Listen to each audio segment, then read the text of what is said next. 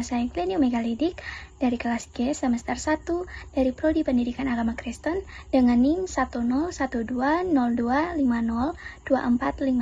Di sini saya akan menjelaskan tentang awal lahirnya pendidikan Kristen dari masa Clementus hingga Agustinus. Awal mula pendidikan Kristen dari masa Clementus hingga Agustinus ditandai dengan upaya mengintegrasikan iman Kristen dengan filsafat klasik dari Yunani dan Romawi serta pembentukan sekolah-sekolah katekese untuk pengajaran doktrin yang sistematis.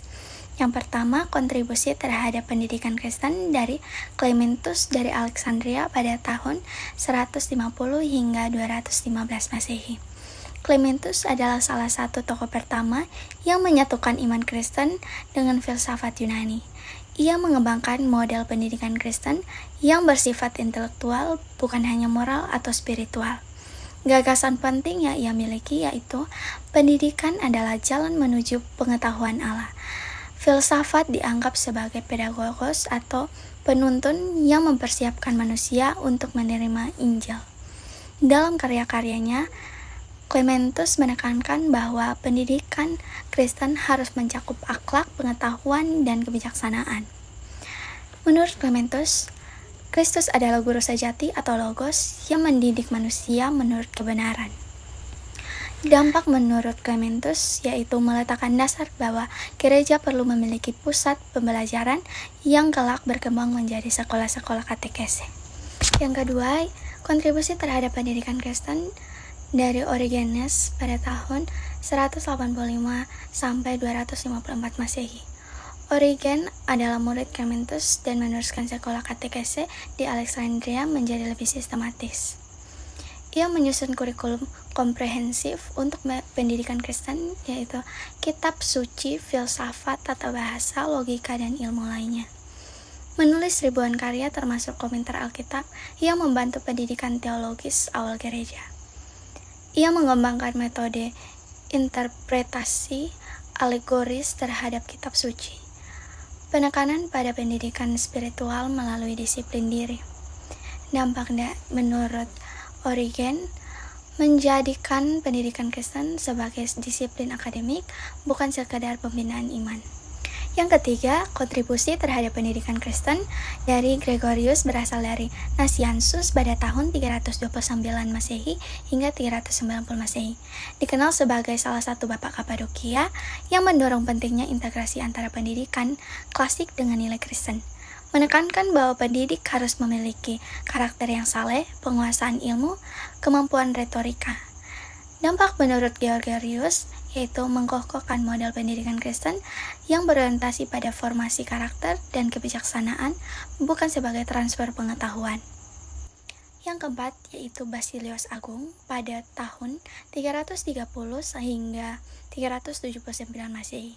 Kontribusi terhadap pendidikan Kristen yaitu ia menulis Address to Young Men on Greek Literature, salah satu teks klasik pendidikan Kristen.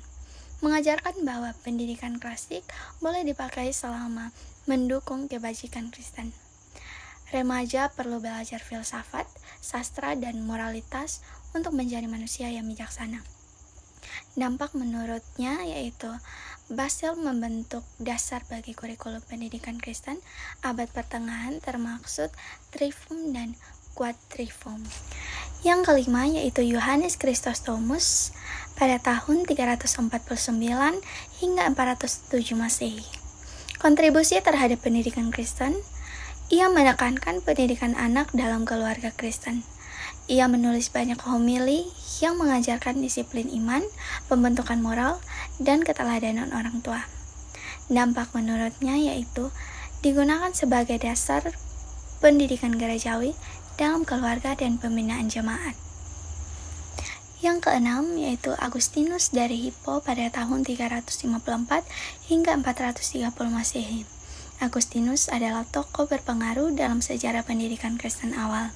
Gagasan penting yang ia miliki yaitu pendidikan terjadi ketika manusia bergerak dari ketidaktahuan menuju pencerahan oleh Allah. Ia menekankan bahwa kasih atau caritas adalah dasar seluruh pendidikan Kristen. Ia menulis De Magistro tentang sang guru. Menurutnya, Kristus adalah guru batin yang menerangi hati. Belajar bukan hanya proses menerima informasi, tetapi transformasi rohani. Dampak menurutnya yaitu menjadi pondasi sekolah-sekolah katedral dan biara pada abad pertengahan. Ia menjadi dasar filosofi pendidikan barat dan pendidikan Kristen selama lebih dari 1000 tahun.